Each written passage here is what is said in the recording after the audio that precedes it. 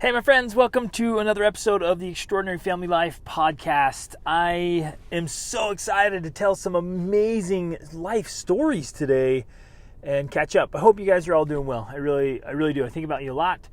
Some of you I know really well. Some of you I don't know, who are just getting to know me, and it seems a little one-sided because you listen to the podcast, but I don't know you. But I think about you, and I think about you, and I appreciate you, and I'm concerned for your well-being. Meaning that I hope you're doing fantastic. I hope your family's well. I hope you're setting and achieving awesome goals. And I hope you feel alive.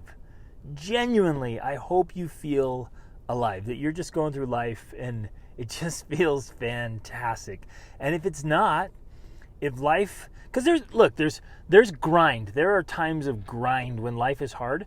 But even in those, if we have the right mindset, we have the right calibration, we're going the right direction, even when there's grind, we can still feel alive and feel good. We start to feel dead inside, my friends. We start just to get blah when we aren't living up to our potential, when our goals are impotent. They just don't have the power to excite us and drive us and help us feel alive. When our systems and our strategies and our habits and our mindset are off, then life feels really blech. And that's no bueno. Nobody wants to feel like that. Nobody wants to feel like that. We all want to feel happy and excited and alive. And we should, and we can, right? Even when we're facing some hard stuff, we can still feel alive. So I'm going to share some great lessons today and some cool things. So our family was on a much needed vacation and adventure. We had originally planned, you guys, to spend the summer of 2020. We'd originally planned to spend like a month or 6 weeks in China studying martial arts there. And then take the Trans-Siberian train over to Mongolia and spend another month there, wandering around the steppe. Well, the COVID pandemic kind of shut that all down, so we rerouted all our plans, and we'd gone through a whole plan to spend like 6 or 7 countries in Eastern and Western Europe, and just cool adventures, and then that got all shut down, and then it just kept closing down until we were stuck at home with many of you. And so once things started to lighten up a little bit, we're like, okay, we're at least doing a road trip, we're going to get out in the wilderness. And so we're out on this adventure right now. We had the awesome opportunity to go play with some family, like four-wheelers, and just having a blast visiting family in Oklahoma, and then went over to Colorado. And I had never been in Rocky Mountain National Park. And so I was really excited to get in there. And you guys know how much I love hiking, and I love big hikes that challenge me in particular. In fact, we were supposed to hike Kilimanjaro in October, but that's most likely not going to happen now. But I'm still training. I want to do a big mountain every year, and I love the challenge of the mountain. There's just something spectacular about a big old mountain that challenges you, and for me, it makes me dig deep, physically, mentally, emotionally, spiritually, socially, financially, just to get there, to pull it off, to make these things happen. It's just I love it. I love the challenge that a mountain presents to me. I thrive there, and plus it's my happy place. I feel so alive when I'm in the mountains, and when I'm with my family, even better. So we took our whole family, and we planned on doing a 10-mile hike up through these amazing lakes. There's 3 lakes you hike up past, and you literally hike up this waterfall to get to the second lake, and then you hike up again to the third. And so we took the whole family, had to start early because of COVID restrictions from the government. We had to start really early to get in before the park actually opened. So we leave around 5, and it's cold because we're up in the mountains, and we got little ones, right? Our 2 younger ones are 6 and 3. And so they were tired. We had, just carry them out to the car and wrapped up in their blankies. And we hit the trailhead. It was still cold and still kind of dark when we started going. And so I knew ahead of time I'm going to be carrying kids. You don't do 10 miles in the mountains with that kind of elevation game without carrying some little ones. And I'm like, fantastic, bring it, right? I love this stuff. And my older boys are tough. They'll gladly carry some kids and some packs. So I had a heavy pack on because I'm packing lots of food and water and supplies for a family of 9, and our friends were there with us. And so I got a heavy pack and a little one, and I'm like, and she weighs 36 pounds, right? So I got my pack plus 36 pounds on my shoulders. I'm like, let's go do this thing. And so it's 5 miles up, 5 miles out. We made it up there, had a great time, tons of fantastic pictures, and it was just stunning, just fun, great conversations and great fun. We got up to the highest lake, and we all decided to jump in, and just it was literally a glacial lake. It was freezing. It was the kind of the ones, you guys, that hurt when you jump in. Oh man. But we've been practicing, as a family, we've been practicing the Wim Hof breathing method, and he holds the world record for staying in cold water. And we did not get anywhere close to any kind of record in this water, but I did practice controlling my breathing and staying in longer, not just jumping him out immediately, and trying to slow down my breathing, slow down my heart rate, and stay in control while, treading water in ice cold, freezing lake. It was awesome, really cool experience, and a lot of people jumped in. Some of the little ones jumped in. It was just it was a great experience, so fun. And so we hiked out of there, and on the way down, Sandriana, who's my 3-year-old, she had this burst of energy, and so we put her down on her little bare feet, and she ended up, probably doing half a mile, just running from rock to rock and jumping and just having a blast, just a riot, right? Just so much fun. It was such a great day. And you guys know, if you've been out doing hikes, it's usually the last few miles of a hike that are the hardest, because you're going down now. Getting up there was all right. You burn up your muscles. And then now going down, like, okay, your shoulder's hurting, your back's hurting, your hips sore, your knees are sore, ankles are sore, feet are sore, you're starting to get some blisters, muscles are burnt out. And this is when it starts to get challenging, right? On the way down.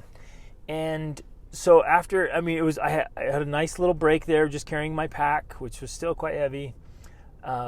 But no Sanji, right? And we were just watching her skip and jump and play and fall and get back up and go and taking more pictures. It was just the most picturesque place where you can see the pines and the Quakies and the lakes and these views, waterfalls. Just unreal. Just so much beauty. We live in such a beautiful world, my friends. I hope you get outside often to enjoy it. Even if it's just literally stepping outside and looking at the sky during the day or at night, just to do these kind of things. It's so, we just have to enjoy nature more. It's so grounding and so centering, so calming. It gives us so much perspective. Sometimes we get so worked up, and just stepping outside helps us get settled. So I knew Sanji was going to get tired and I was going to have to carry her again, right? And I was feeling the strain through my whole body, but I made a mental decision. And so as soon as I pick her up, I'm going all the way out without resting. Now, I know for some of you are like, that is crazy. Why would you do that? And for me, I love challenging myself in a situation like that where I know it is mental, emotional, and physical, and actually pretty spiritual sometimes too. I know I'm not going to injure myself, because if it were approaching an injury, I would stop. So I need to share that so some of you don't think, you're crazy, you're going to hurt yourself. If I feel an injury coming on, I'm done. But if it's just fatigue, and if it's just muscle burn or even a little blister or something, like, okay, I'm going to push through this, because I love to challenge myself and push my limits.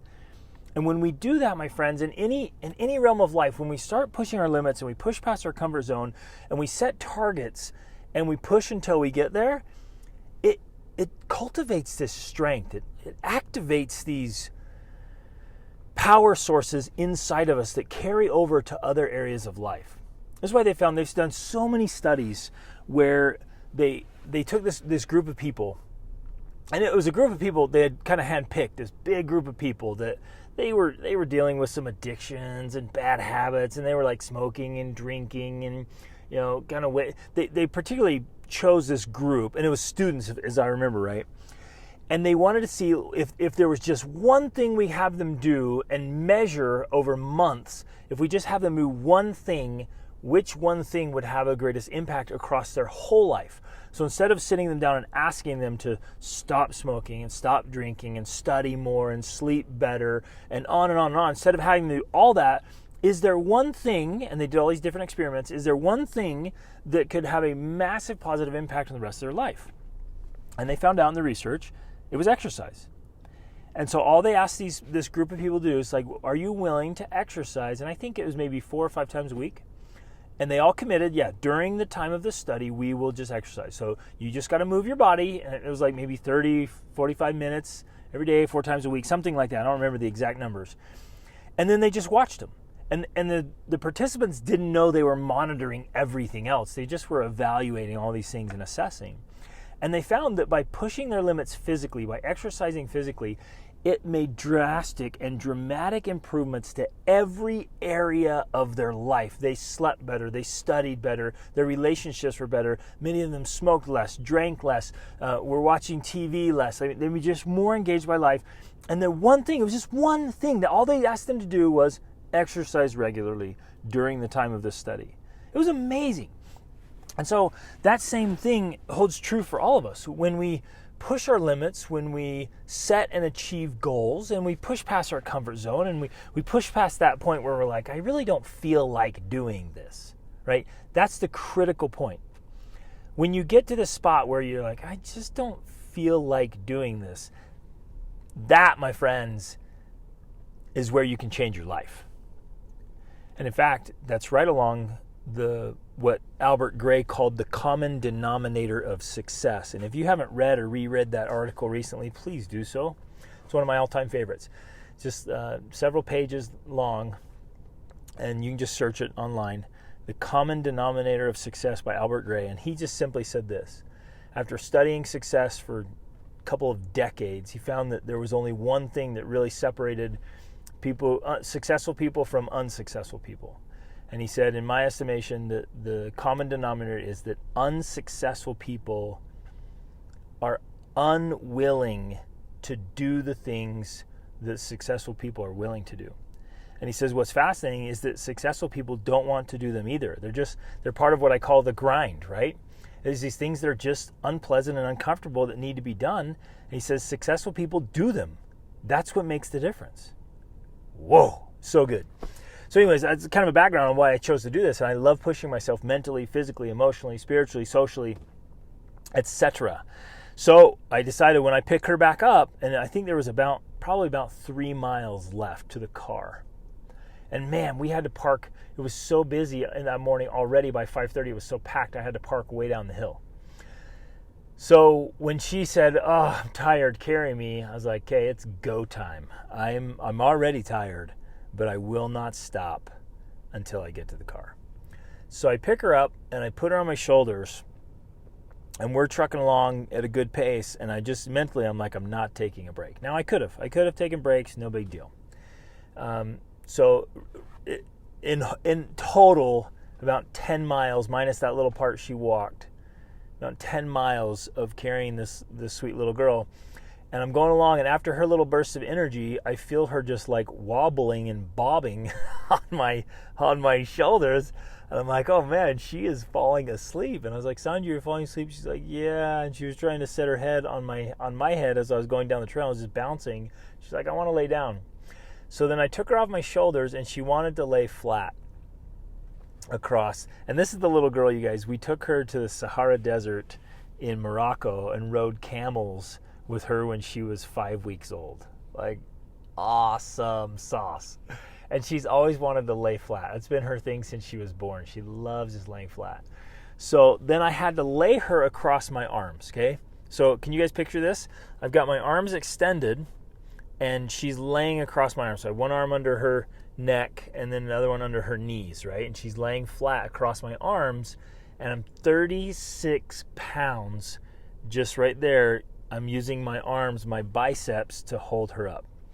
Now, you guys, this is the equivalent of you like getting a 36-pound bag of rice and just holding it out with your arms, right?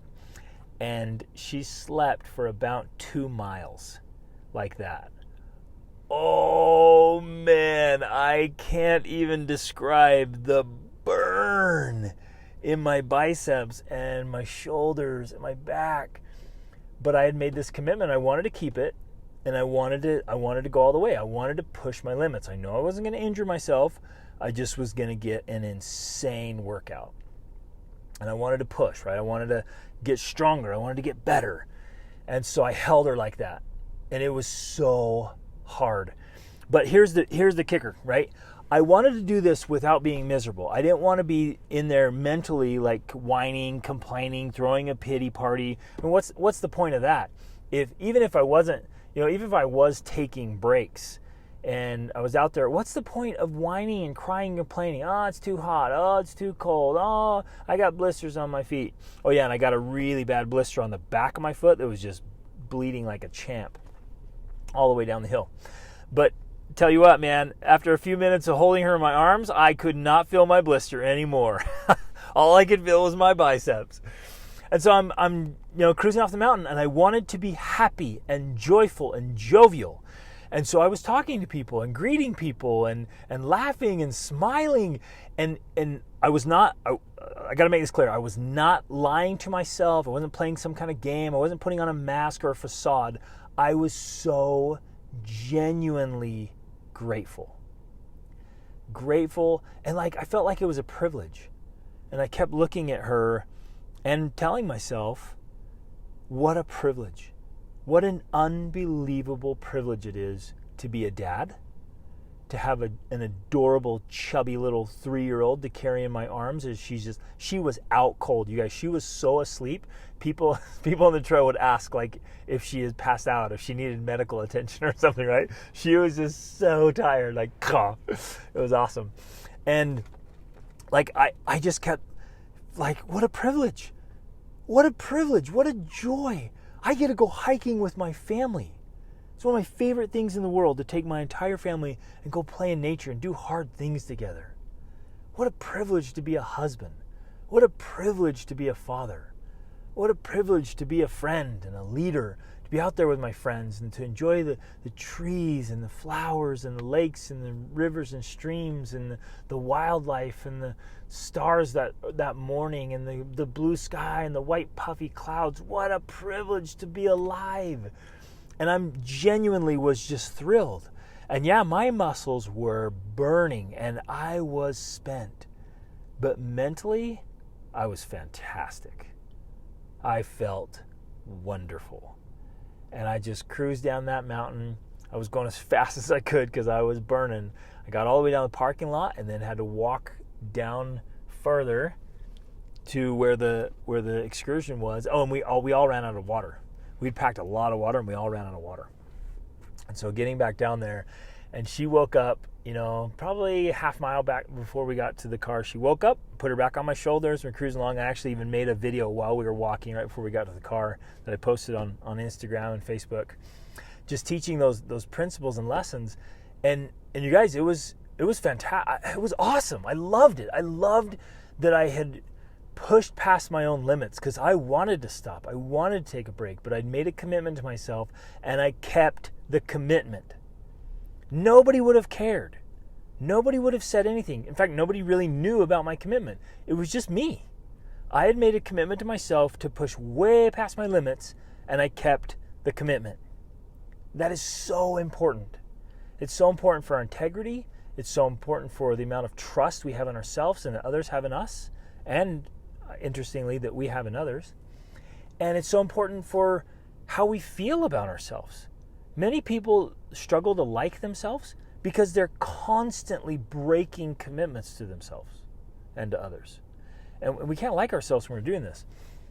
And it just literally felt absolutely fantastic to do hard things. And you guys know this already. I'm kind of preaching to the choir here. You know this. When you do hard stuff, you feel amazing afterwards because you're like, I did that. I didn't feel like doing it, but I did it. And that's in every area of life.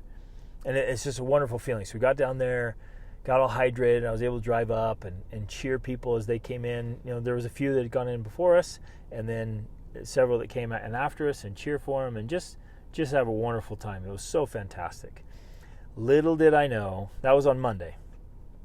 Little did I know how that was preparing me for what was to come on Saturday. But I get ahead of myself. On Tuesday morning, we're like, you know what? We are going to be insanely sore and tired, but since we're here, we got to do another hike. And we decided to wake up really early that morning and do a fast hike with just the older kids and busted up to a waterfall called Bridalveil Falls. And so we got up really early, headed up this dirt road into this trail, and we were cruising up this mountain. It was awesome and had a huge early morning reward. We walked around this bend, and there in some trees was this massive bull elk with this gigantic rack of antlers. It was so majestic, so stunning. And he was just munching leaves, and he stopped and looked over at us and then looked back and kept munching leaves. And we got up. He was right along the trail, so I got pictures and video, and we're maybe 10 or 15 feet from him. It was just stunning, so majestic, so noble. Oh man, it was amazing. So we booked it up to the waterfall, got some incredible views as the sun was rising, and then literally ran off that mountain. Made fantastic time. It was wonderful. So 2 days in a row. So then we skip ahead to Saturday, my friends. You ready for this? Oh yeah, and here's the big lesson. Like, when life gets crazy, here's the lesson. But I got to tell a story. So we ended up driving to Utah and more time in the Rocky Mountains, and I wanted to go do a hike called Pfeifferhorn. And it's actually a pretty challenging hike. At the top, at least, there's 2 sections that are pretty steep with a lot of loose dirt and loose rock. And it's just a challenging environment itself because you're slipping and sliding. It feels pretty unstable. And you have to go through some pretty major boulder fields. In one area, one traverse, it's kind of exposed on both sides. And you're just kind of, hands and feet, just climbing your way around these boulders, over and through and around these boulders, to get over to the main peak, which is pretty steep and scattered with rock, like I was saying. So we made good time as a group. We started early. It was cold, and we're packing all kinds of stuff. We packed way more water this time because we didn't want to run out. And so I actually, I went and bought a new 3-liter hydration sack for my sweetheart and put it in her bag, but that made it too heavy.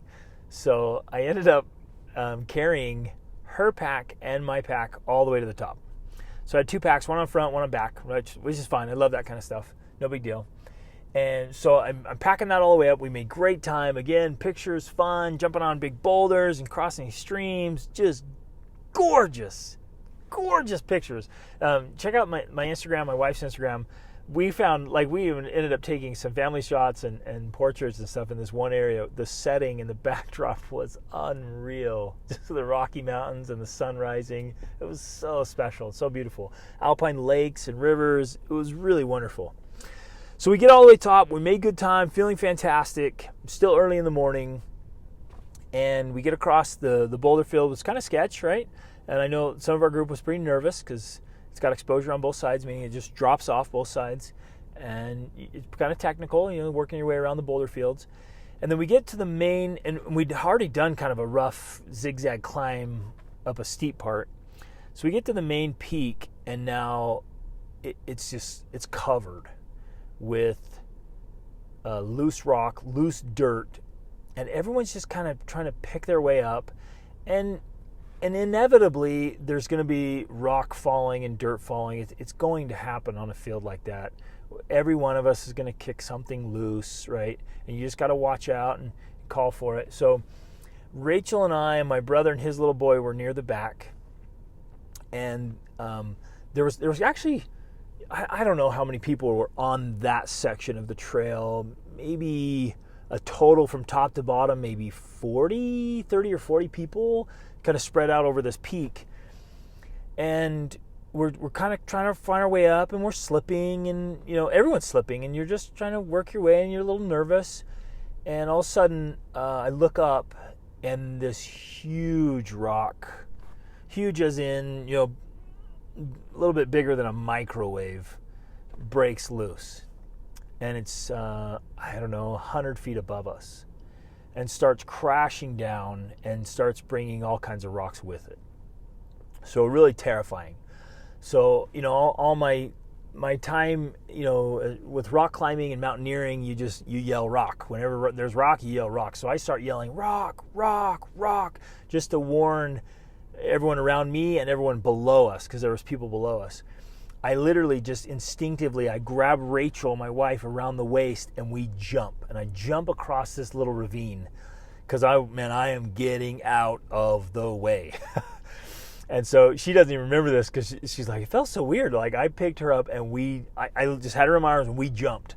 And I cleared this whole ravine and got her out of the way. I wasn't going to stay around and look and try to dodge anything. I'm like clearing out. And so I got her out of the way and I'm still screaming, rock, rock, rock, rock, rock. And I'm watching this thing go down. And so it gets, maybe 100 feet to us and then it goes another 100 feet or so down to the people below us. And everyone's trying to scatter and they're jumping. And remember, you're on a steep mountainside with all kinds of loose rock. And so you're trying to jump around that stuff and trying to be agile and get out of the way. And most people cleared. One guy, fell, scratched up his arm really good. But the big rock was just heading towards one young man. And he was trying to get out of the way. And it ended up, bouncing back and forth. And it was just all over the place. You never know which way it's going. And he jumps right at the last minute. And I see the rock just take out his feet. And so I go running down the mountain, sprinting, because I immediately go into EMT mode, right? I'd had the privilege to work on an ambulance before, and I have taken all kinds of training in wilderness training and stuff. So, man, I'm booking down the mountain, and I'm calling rocks, so people cleared, and I'm like, I'm coming. And I'm just running down there, and I get down there, and again, it's tough. It's a tough environment because it's steep and it's loose. So I'm trying to find my own footing. I throw my pack. I get down to him. He's in shock, right? The adrenaline's pumping. His shoe is missing. So it had clipped his left foot. And it just shredded his shoe and yanked it off. And then I see some blood in his sock. And I do a really quick assessment. Head to toe. I'm talking to him. He's awake. He's alert. He's like, oh, I'm okay. And I can tell adrenaline's pumping. I'm like, okay, where did it hit you? Where did it hit? And he's like, just my foot. I'm like, anywhere else? Any fall, any scratch, any other hits, any breaks, anything else? I'm assessing everything. So I quickly discover it's just his foot. So with his permission, I start talking to him. I take off his sock. And he has 2 pretty bad puncture wounds on the back of his heel. The one's bleeding quite a bit. The other one was gushing. So, and I'm not trying to be graphic or bother anybody. I know some of this bothers people, but I want to tell the reality of the story here and the intensity of it, and there's some great life lessons. So there was a lot of people around. They're like, what do we do? And it ended up being maybe there was probably 10 people around, and I'm like, okay, I need 4x4 gauze bandages, I need tape, I need materials, I need medication. Let's go. So people start bringing over materials to me, and it was even hard to try to get it to me because it was so steep and so loose. And they're trying to calm their own nerves from having seen all that and trying to make sure they're safe, their family members are safe. So they get, a bunch of compresses to me and gauze, and we start packing that thing on there. I tied it on real tight with a bandana that he had to try to stop the bleeding. Then we gathered up some more materials, gave him, I made sure he wasn't, I was doing a full assessment on him, right? Allergies, medical problems, conditions, whatever. And he was good. He was awake. He was alert, was calm. The pain started to increase now that the adrenaline was going down. So he asked for some ibuprofen, so we got some of that, so it helped with the pain. And then I started to assess, and I pulled the bandage away to look again, and it was still just gushing a lot. So we bandaged it back up really tight, taped it up really tight, got his shoe back on there really tight to try to keep inflammation and bleeding down. And so then we're assessing, right? We're in a really rough condition. The only real other way to get him off of there was like to have him walk out if he could, and we tried that, and he couldn't put any pressure on it. We could have called a helicopter, and they would have dropped a cable to lift him out.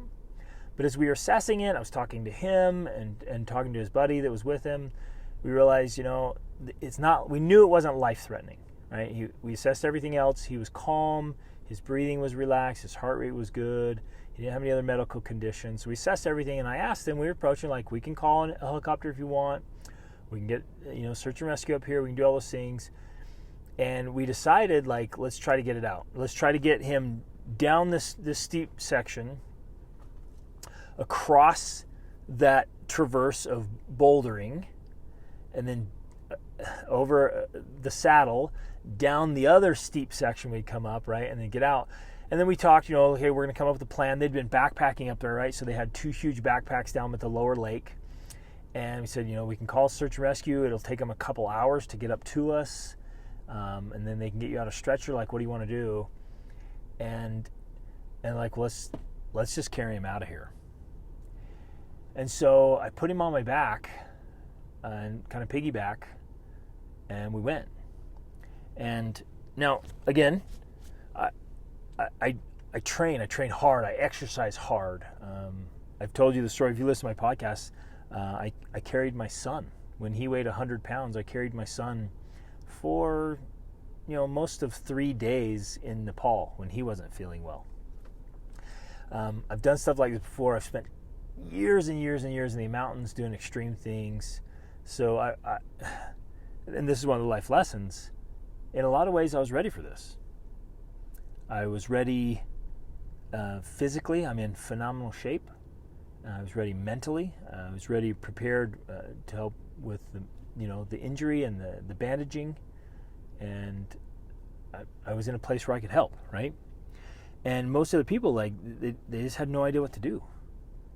And along the whole trail, people were very kind and thoughtful. They offered water and food, but at some point, and here's one of the greatest lessons: we have no idea what's coming.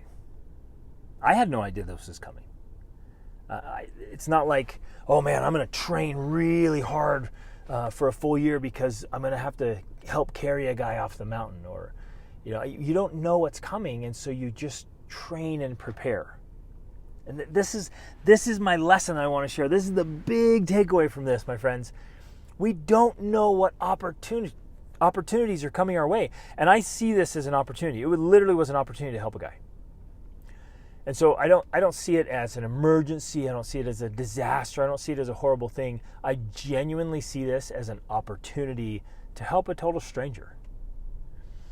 And so I bandaged him up, and no one else around really knew what to do. A few people had simple first aid kits, but nobody knew what to do. And so I was treating him, and immediately right away, he just kept, it was so cool. We ended up connecting and talking because we had a long way out. But he was just, and you guys, please don't misunderstand me either. I'm not tooting my own horn here. I'm not bragging. But I wanted to, it's an extraordinary story. It really is. And I want to share it because it teaches all of us life lessons. And he just was so grateful. He's just like, thank you. He's like, thank you. You came down fast. You were there. You bandaged me. And now you're helping him off. You don't have to do this. You have your whole group here, your family. Like, you don't have to do this. Why are you doing this? And he was so grateful. And he said, I feel so inspired and so grateful. And it was a chance to have an impact, my friends. A chance to make a difference. So I loaded him on my back and grabbed my poles and just started working my way slowly off. And I didn't slip. Me and his friend, or really his friend and I, is the proper grammar there, took turns carrying him off 5 miles off this mountain. And he weighs 160 pounds. And it was tough. It was really tough. And he would hop through certain parts where we couldn't carry him, where it wasn't safe to carry him. He would kind of hop or scoot and work his way around the boulders, across the boulder field, and then we'd carry him for sections, and then he'd try to slide down, and I took the steep sections that I could, and then we traded off. And I was kind of counting. We would each take about 100 meters or 100 yards. So we'd take about 100 steps and then trade off.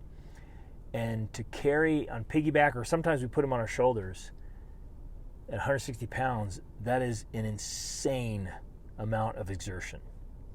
And like I was saying with the hike we did with our family in Colorado and Sandriana, it's those last few miles that are the hardest. And when you've got that kind of weight on you, and it was super cool because my boys stepped up. It was fantastic. And they took my pack, and they took their big backpacks that had all their camping gear. My boys just loaded up, and they joined the party because they're used to it, and they've been training hard too. They're in that kind of condition mentally, emotionally, and physically. They're like, yeah, let's do this. And so they kind of headed out, and we just we just traded off, down, down, down. And even walking while I was resting in between my turn was hard. My feet were burning. You know the strain, right? When you go do really strenuous stuff, it literally puts a strain on every part of your body, and tendons and ligaments and muscles, some you didn't know you had, because they're really sore the next day, and you're like, where was that? And so the strain on the whole body was so intense. Even on the brakes, it was hard. Your muscles are burning, your feet are burning, your joints, everything.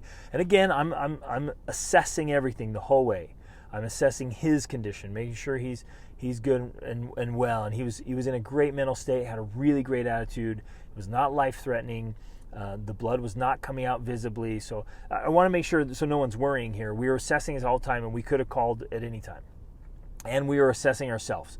Like, are we in good enough condition here? We're not leading towards any injury. It became this real physical challenge to help this young man off the mountain. And we pushed. And again, mentally, I'm stepping up my game. I kept reminding myself, what a privilege. What a privilege. What an opportunity to push past my limits, to do something kind and helpful for another human being.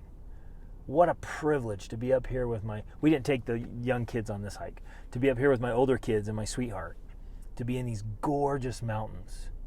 What a privilege to have a body that works, and muscles to develop, and a mindset to challenge, right, and push. Like, what an opportunity. And I kept reminding myself of that. And so we laughed and cheered each other on, and man, we sweat gallons of water, and we strain our muscles, and by the end our quadriceps, the front of your legs, your thighs were locking up, and it was a challenge. And we just traded back and forth, back and forth, back and forth. And mentally, we just had to be fully engaged. There was no getting out of it. There was no, you're not going to leave him up there. And it just changed everything of hey, we're in this. We're helping this young man off. He cannot put any pressure on it. He tried.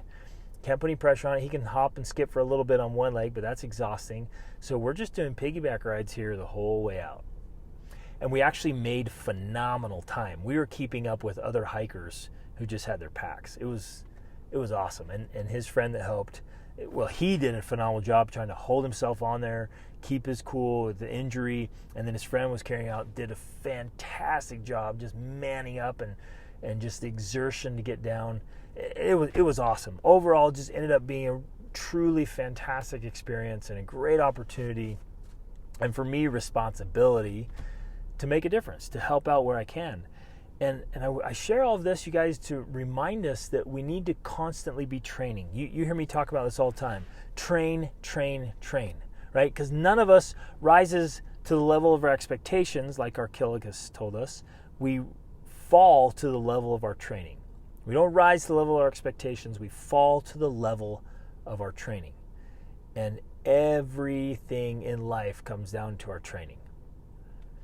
So the question is, and the big principle is, when life gets just crazy,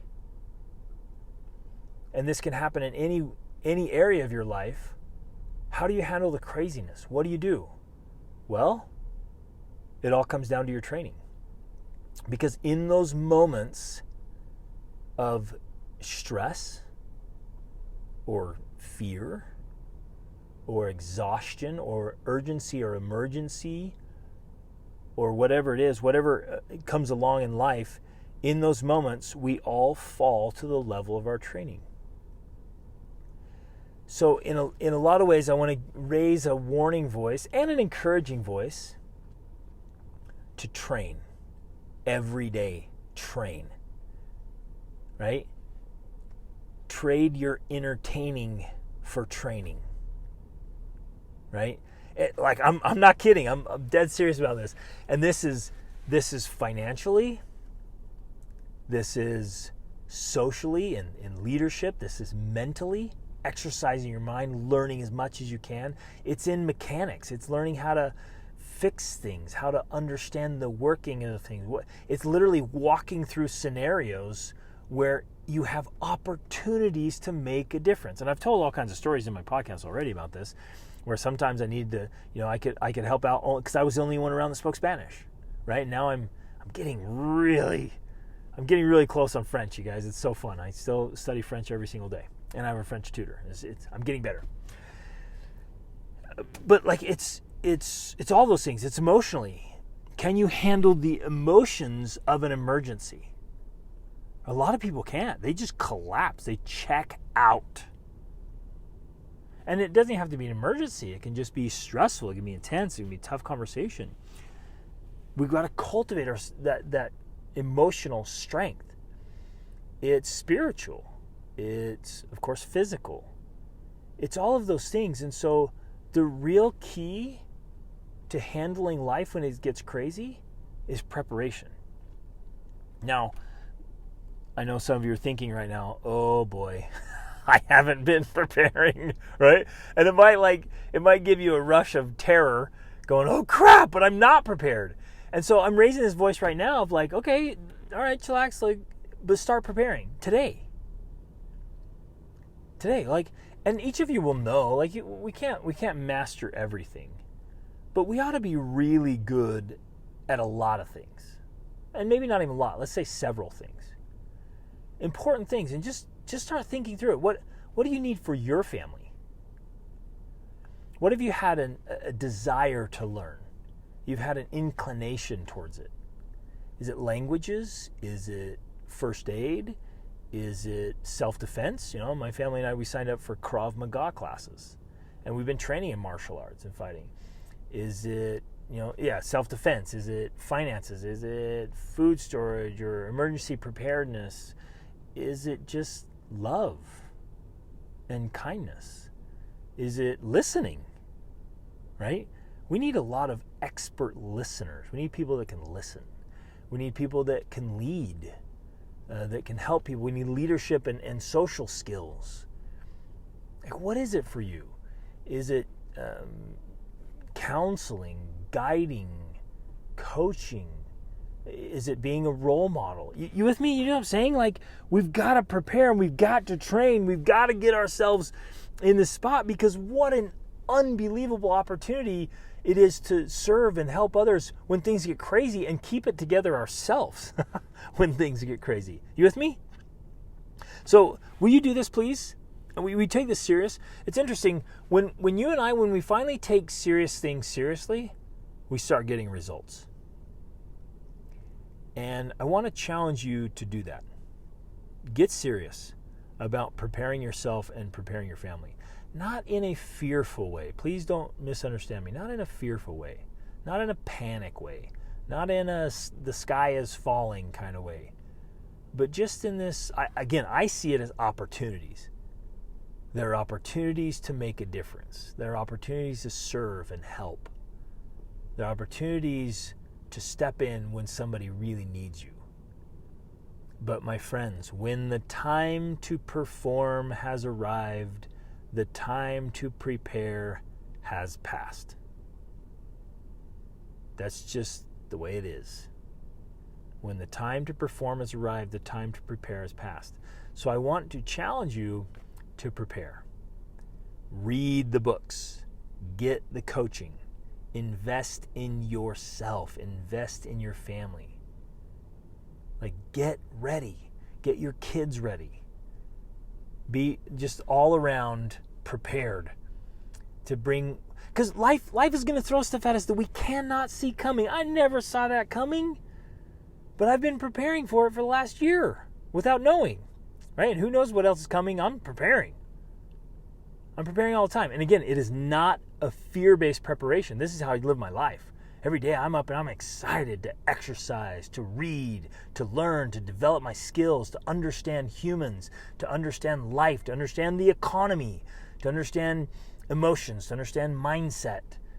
I'm constantly learning and training and growing so I can help more people. And by default, help myself and my family. And I'm helping my kids train and my wife train, right? We're doing this. I love this stuff. You guys. I'm geeking out about it, and you know that. But it's a reminder for all of us. So what is it you need to learn? What is it you need to learn? And we share this. We share this episode and this podcast with others. Just take a screenshot of it, share it on Instagram or Facebook or Snapchat or Twitter or LinkedIn or wherever. Just share it, because people need this reminder that we all can be preparing ourselves. Think how many situations would be so much better, how we could help each other so much more if more of us were prepared. If we're living in this mindset of preparation and we're just training. Training. We're training every day. We're conditioning ourselves all around to where it just brings happiness and great results. And maybe you never have to use those skills, but you feel fantastic because you're in the best shape of your life. You're mentally sharp. You're emotionally strong. You've been building those emotional muscles. You're spiritually grounded in your values and your connection to God and to yourself and your morals and standards. You're financially sound because you're training, right? And you're conditioning yourself in that way. You're saving and investing. I mean, it's all around. Think what that does for the world and for life and for generations to come. You feel fantastic because we're living the way we should be living, which is kind of in training mode. And we're enjoying ourselves, and we're all better off because of it. Man, I love this stuff. So get clear about this. Like, talk to your spouse, talk to your if you're younger, your parents or your friends, or just start watching training videos on YouTube. Listen to more of these episodes of this podcast and other podcasts, and get the books, get the coaching. We have tons of resources on gregdenning.com and extraordinaryfamilylife.com. Coaching sessions. If you want to figure out how to level up in a certain area of your life, sign up for a coaching session. We'll walk through it, right? We'll create a whole plan for your life of like how you're just going to nail it and become your very best self, right? And maximize your potential. Because we have opportunities, and for some of us, responsibilities and a moral obligation. Like for me personally, I have a moral obligation to make the most of myself so I have the opportunity to help others, right? Love this stuff, man. I love it. All right, so what are you going to do? Write it down and then create a plan. So first thing is, what are you going to do? What do you need to prepare more on? And I think a lot of you will know already. You'll have kind of some intuition, and maybe you've already known. You're like, I knew I needed to do that. We just need to do it. Pull the trigger. Don't wait anymore. Take action today, right? Never leave a moment like this without taking action. So if you have an insight right now, inspiration and aha, take action. So sign up for the class. Write it down. Schedule it, because the things we schedule are the things that get done. So schedule it, make it happen, get clear about it, talk to people about it, ask for some accountability, plan for it. If you need some help or resources, contact me or Rachel. Like, let us help, and let's all create the extraordinary family life we want. Prepare ourselves so that when life gets crazy, we're ready. We're ready. And we can say, all right, bring it on. Let's go. And it's opportunities to make a difference and live a genuinely extraordinary life. Love you guys. Remember, every day we are training for greatness. Reach upward.